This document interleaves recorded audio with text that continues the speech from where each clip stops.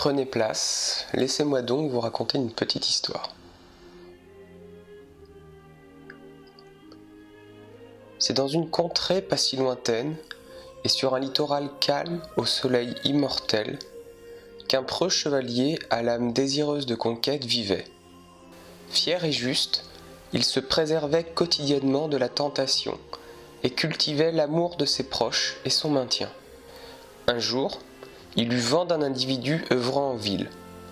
Un individu qui sur scène réussissait à rendre les âmes oubliées heureuses, le temps d'une présence face au public. Interrogé, mais respectueux face à un tel prodige, le chevalier répandit la rumeur, promulguant cette action altruiste et bienfaisante, décidant de voir cela de ses propres yeux.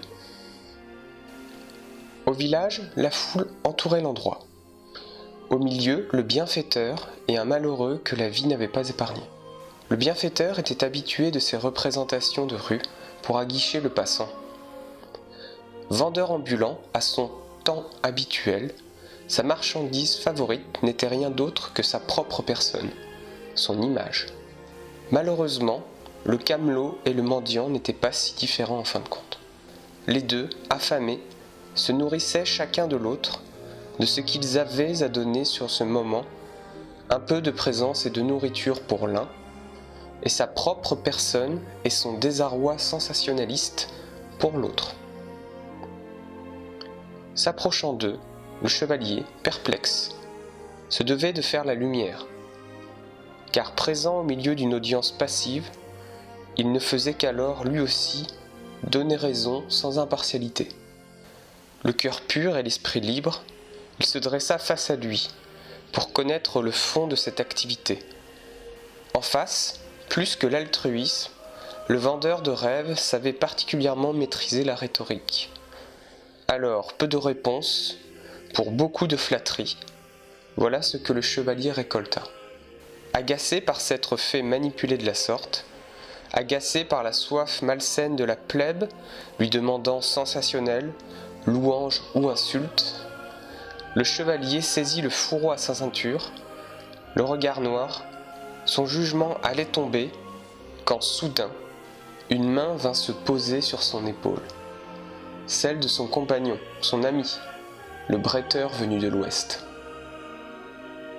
Il lui fit alors allusion à la légende entourant la lame fine et affûtée à son hobby, le Masamune, du nom de son forgeron, lame parmi les lames, que l'on ne sort de son saya de magnolia blanc que pour tuer et jamais pour intimider. Ici, il n'était alors question de pourfendre qui que ce soit. Ils comprirent qu'alors, il était préférable de détourner le regard du camelot, trop occupé à s'agiter pour se faire entendre du plus grand nombre, mais de plutôt se concentrer sur celui se dressant toujours à côté de lui depuis tout ce temps. Celui heureux d'avoir pu manger et partager une parole, et qu'ainsi cela montrait qu'il était possible de changer ces pauvres âmes, mais qu'avec son humilité, cela le protégerait de toute volonté toxique de notoriété. Apaisé, laissant ce drame derrière eux, ils s'en allèrent rejoindre un troisième compère, le célèbre alchimiste au Teddy. Ainsi, réunis autour de la table, chacun prenant place, le bretteur proposa de leur raconter une histoire. Morale, s'il en devait être une, serait que l'on ne retrouve que très rarement la solution au travers du problème. Dénoncer et pourfendre les camelots sera toujours nécessaire, mais le combat prend fin dès que le masque est levé. Sur le chemin du bouc émissaire, justice mêlée de passion n'aboutit souvent qu'au lynchage et à la création de martyrs. N'oubliez alors jamais qui doivent être les victimes et les bourreaux.